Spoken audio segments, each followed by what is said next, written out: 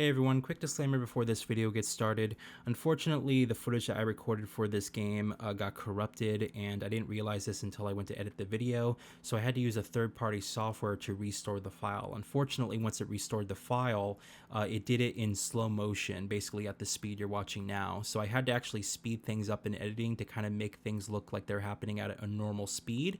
But anyway, if things appear kind of slower or faster depending, that's sort of why. Secondly, the footage that it restored was only partially the full file. It wasn't the complete footage that I recorded, and unfortunately, all that you're seeing me do is kind of running around talking to people. So if things seem kind of boring in that respect, I apologize for that. I guess I'll try to be more careful as I record footage. Not even sure how it got corrupted, but that's the life of being a YouTuber. So anyway, apologies for that, and on to the video. I've been a lover of science fiction for as long as I could remember, but fantasy never really attracted me in the same way. And I recall when I was younger that I just had no interest in anything that had to do with dragons, magic, fairies, or just anything spellcraft related. So naturally, when it came to games like The Elder Scrolls, Final Fantasy, or even Dragon Age, I just immediately scoffed them off as being sort of disinterested in anything that they had to offer. Now, as I got older, I became more open to giving these games a real chance. And it's no secret today that I very much enjoy all of the games I just mentioned previously, and do make an active effort to play just about anything AAA quality these days. But because of my close-mindedness back then, it wasn't until Skyrim, when it released to critical acclaim, where I finally decided to delve into the Elder Scrolls for the first time. And after playing Skyrim, I was just shocked at how incredible the experience was, especially for a first-time player of this franchise. A few months ago, I decided to jump into The Elder Scrolls 4 Oblivion for the first time, and this was released shortly after the launch of the Xbox 360 and then later ported to PS3. And I wanted to see where the roots of the series came from before I decided to get into it myself with Skyrim. Oblivion is very interesting. At first glance, I looked at the UI, the way the gameplay looked, the graphics, and all that stuff, and I was just concerned that the game would feel way too dated playing it today, to the point where there'd be sort of, certain mechanics where possibly I would have a difficult time getting into the game because of that. But to my surprise, this game plays a lot better than it looks.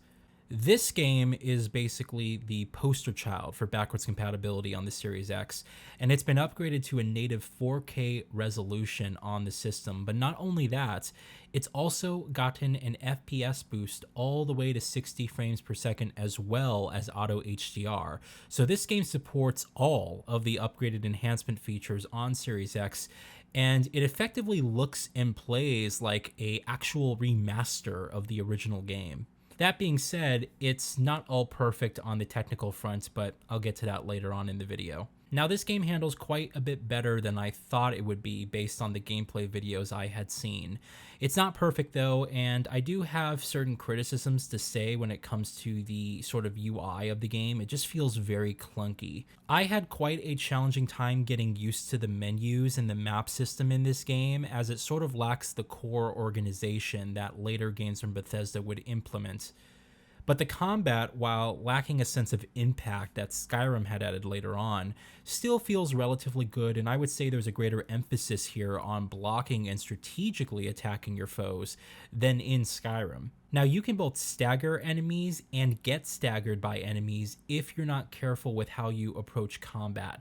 You can't just fling your sword, from side to side and win battles that way. The enemies here block. They do pretty excessive damage, especially early on in the game during the earlier sections, and it's even possible for them to get you into a stun lock position, albeit, during certain rare moments when it comes to the level design. So defense and energy are all paramount here in guaranteeing your success in these combat sections. I also quite enjoyed that the game would let you fast travel to areas you haven't even visited yet, which did help me save a lot of time when going to my objectives. And, the world isn't as large as Skyrim, and far from it, but it's still pretty significant for its time, and the layout of the world is a lot more vertical here. There's quite a lot of mountains and hills, and you kind of have to navigate these areas with some caution while on the way to your objective. I also decided to play the game as a Breton, which was my go-to race, being that I played through Skyrim twice, also with a Breton character. So I just very much enjoyed their kind of balanced approach here with the magicka and the combat, which is why I sort of went with that specific class. And I was able to cast healing spells on my character while in combat, and this helped me get through certain challenging parts in the game as well. In fact, I played through the game completing all of the faction quests, and towards the later half of the story, I was just so powerful. I was running through rooms of enemies, ignoring them just to quickly grab the item I was after or just complete my objective. And all the enemies could do was just put scratches on me. You know, their swords would just bounce off my armor. It's one of my absolute favorite things to do in these RPGs is playing them this way, working my way through all the side missions early on and then playing the remainder of the story in a state so powerful that I can just sneeze on the enemies and watch them drop dead in seconds. It's wonderful and liberating at the same time, and I was able to complete this game in a surprisingly long 45 hours. And keep in mind, that is the full 1,000 achievement points garnered due to me simply completing all of the faction quest in this game. And there are still more side missions in there, so just because the game is from a previous era does not mean it skims out on the content here. It is still a very, very lengthy game. And of course, while we're here, let's take a look at the box art for The Elder Scrolls IV Oblivion. This is the launch version of the game on Xbox 360, which kind of features a lighter color palette overall. I believe they have a Game of the Year edition, which features a darker color. But yeah, you know, all the Elder Scrolls box arts kind of follow a similar structure. You got a lot of information here on the back, as well as various different game screens. So that's really cool to see.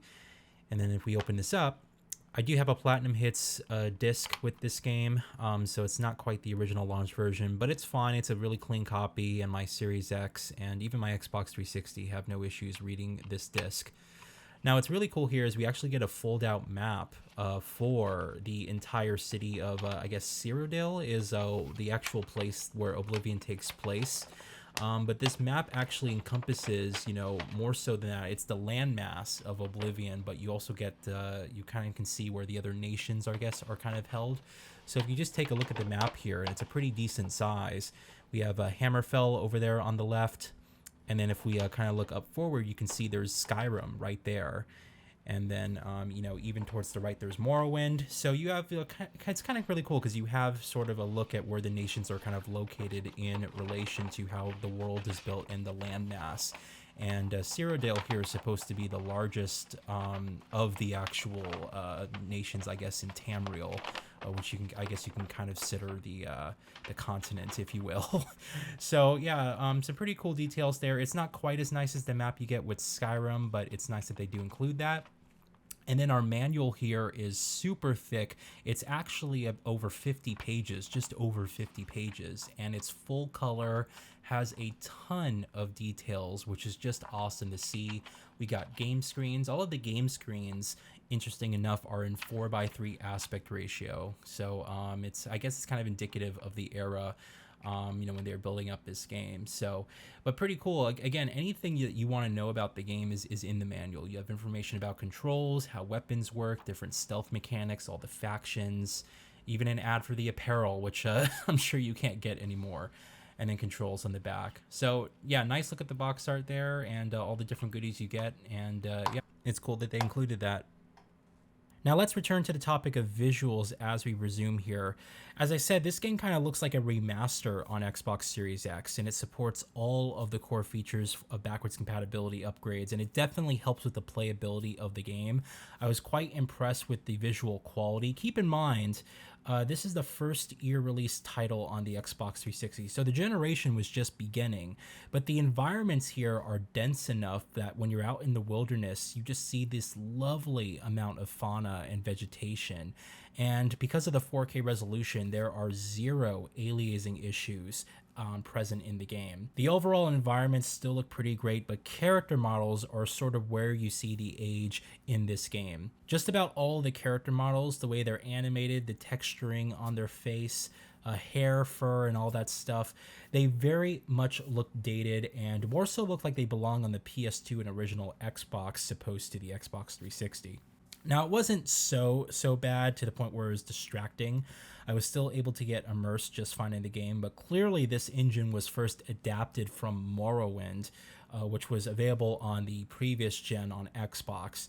And so they probably just upgraded the engine immensely with environment detail for the next generation here. That's what I would expect. But yeah, the character models just look dated and flat, but honestly, Bethesda would correct this years later with the release of Fallout 3, so it's all fine on that front. Now, I had also mentioned that we get a beautiful upgrade to fluidity here thanks to FPS boost. This game runs at a silky smooth 60 frames per second most of the time. Yes, there are dips here, sometimes for long periods and stretches of gameplay, and I was playing this on a FreeSync television, and that did seem to help a bit, but there are some, certain unoptimized segments in the games. So I have a feeling that these are just sort of dips from the original game, like part of the unoptimized code. So if you had played this probably on original hardware, you would just see kind of drops into the low 20s or even the high teens. But thanks to the overall higher frame rate output, it does feel a lot better. It's just minorly distracting when it does drop the frame rate. You also have a beautiful soundtrack here. The music is almost memeable at this point, which is quite funny, but it's a great selection of ambient tones and more epic scaling for large battles. The music does repeat itself very frequently as you enter towns, and as you're just sort of traveling, you'll also get this sort of familiar overall attitude with the way the music sounds. So, it does kind of grow stale during those certain moments, but mostly the music here is quite solid. Now, I also want to touch upon the story of this game. Again, I was quite surprised here as well because, mind you, I knew nothing about the plot of Oblivion beforehand, and I only briefly remember it being mentioned in Skyrim during certain, missions. But the story here is a lot more demented than I was actually expecting. It's a completely different turn of events compared to Skyrim, which sort of dealt with a more political slash fantastical theme overall. Oblivion almost feels post-apocalyptic at times. The story here has a lot more of an emphasis on demons, dark magic than ever was present in Skyrim. There's minotaurs in this game, goblins, the demons as well kind of look like imps from Doom. Overall, the title of Oblivion, it's not just detailing the events, it's very much indicative of the tone for the entire game. And yeah, I was just not really expecting this when I started off playing, but it's very different compared to what I was used to with Skyrim, which just sort of leads me to believe that all of the Elder Scrolls are different from one another in terms of their overall themes, that while still fantasy, they do take liberties to give their games a very different feeling from one another, so that's pretty cool. But I enjoyed the story for what it was. It just never quite reached the, high epicness that some battles in Skyrim sort of provide you, but it's still very easy to get into the plot, to understand what's sort of going on, and the side missions here are some of the best in the franchise and definitely on that level of Skyrim storytelling. So great selection of faction quests, great storytelling overall. Yeah, it's just a very different tone compared to Skyrim. While playing Oblivion, I sort of came away with a greater respect for games like Fallout 3 and Skyrim, which I already loved, right? But when you play Oblivion and then you realize Fallout 3 would be released only 2 years later, it just shows a ginormous leap forward in terms of visual fidelity, the gameplay, the UI, the storytelling, all that stuff. So I think if anything, Oblivion shows just how much the Bethesda games had grown during this time. And in any case, let me know if you guys are an Oblivion fan. What do you think of this game compared to Skyrim? And I look forward to hearing what you all have to say. Thank you all very much for watching and hope you all have a fantastic day as well. Goodbye.